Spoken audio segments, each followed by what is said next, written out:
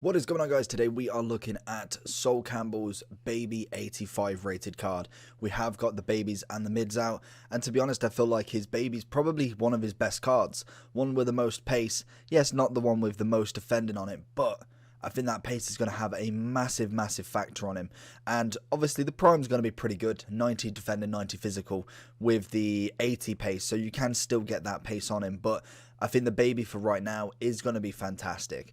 He's coming in at about 560 to 550 and then 587 on the PlayStation. So pretty good price, I feel like, for a centre-back. Virgil was about, I want to say about 400 when I last checked. So let's just have a quick look at him.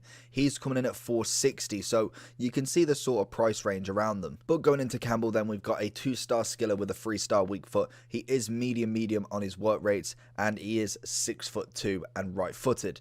84 pace on his base, which is always nice, and a card that I could definitely see in the first icon swaps, or even potentially in the first icon SBCs. I feel like Campbell definitely could be one in his mid or his baby, so definitely look out for that and watch if you are investing into icons and really trying to kind of flip them, because as soon as that comes out, if he gets hit in an icon swap and he's relatively low kind of swaps needed, or he comes into an icon SBC, that price is going to diminish so quickly. It will be unbelievable, and I think you're going to lose out on a lot of coins if you do that.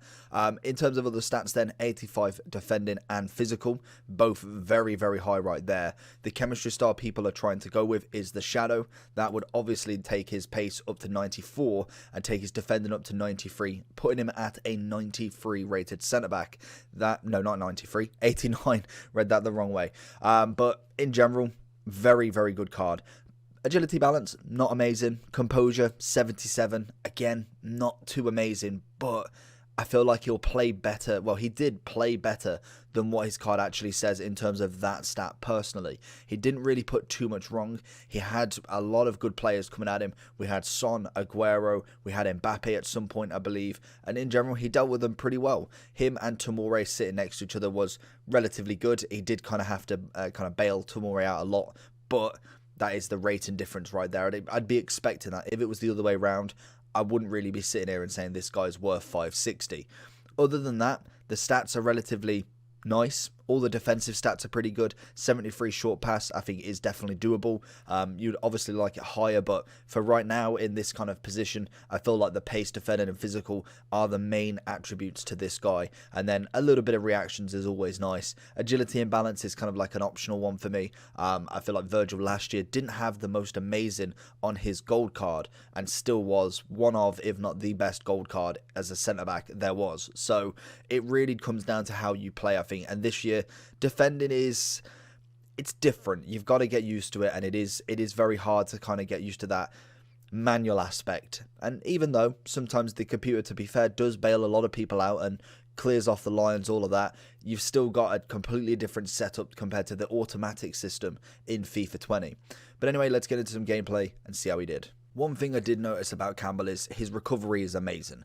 If he does kind of go too far forward, he was brilliant at managing to get back and really make that bust a gut move to try and get back with a tackle, and I saw it very much in Varane, and he was just unreal at it. If he misses that tackle, if it's my fault and I've kind of gone in too hard and then he's managed to get past me, he's great at kind of making that turn and recovering.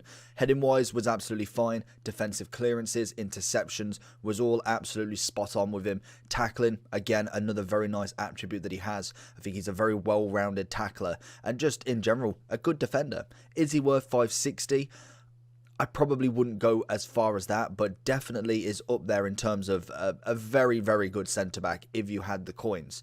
But let's get into the overall, see what I thought about him, and see who he links and what he's worth. So going into the overall for Campbell then, as you can see, Bobby Moore, Ashley Cole, Rio Ferdinand are my choices of links. Rio is probably the best icon centre-back at this stage you can get normally, other than someone like Maldini or someone who, personally, I don't know. I don't feel like I would use him as much as Rio and Virgil last year were just phenomenal together. Even Campbell, to an extent, I played a lot of drafts with him as he was kind of one of the ones that was in the draft. I used him a lot there, and really, I genuinely thought he played really well. So for me, in terms of links, there's plenty there. You've obviously got the midfielders with Lampard, Gerrard, Scholes. You've got obviously Barnes, Moore, Rio, Cole, who's new. There's so many English icons you can get, let alone any English players. Obviously on the right you've got Trent, you've got Wan-Bissaka as well, another good right back. There's plenty of links that you can go with. In terms of keepers, I don't think there's many good English keepers yet. I feel like that will take some promos to really boost up their ratings and really put them up there. Other than that, obviously he links with anybody, so it doesn't matter too much. But it's mainly just trying to show you what his nationality sort of links can do and what he can offer you. Like I said, in terms of chemistry style, we see down the bottom, we have 5 votes. Shadow has managed to get 5 of them, or 20% of it. So he's got 60% of 5.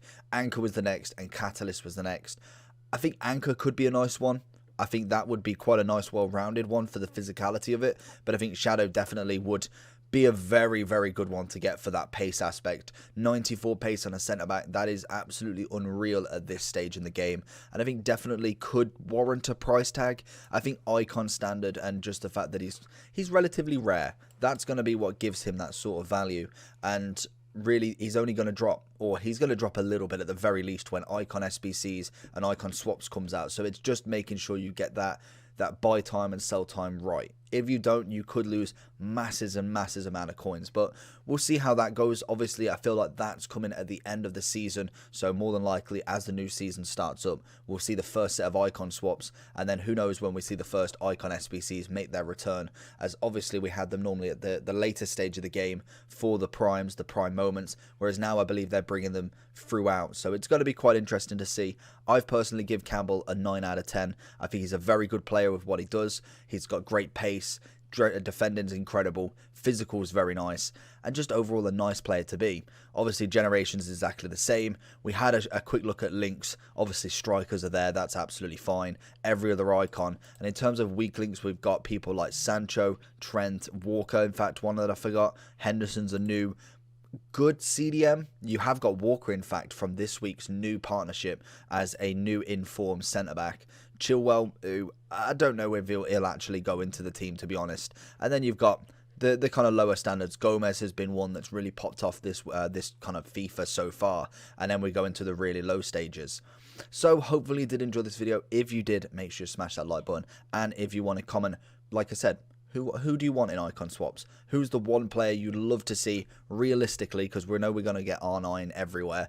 Who would you realistically want to see in icon swaps to start with? And who would make you use all their points? So 24 points, for instance, if we go to that, who would be that player that would make you spend all of their points? Apart from that, I feel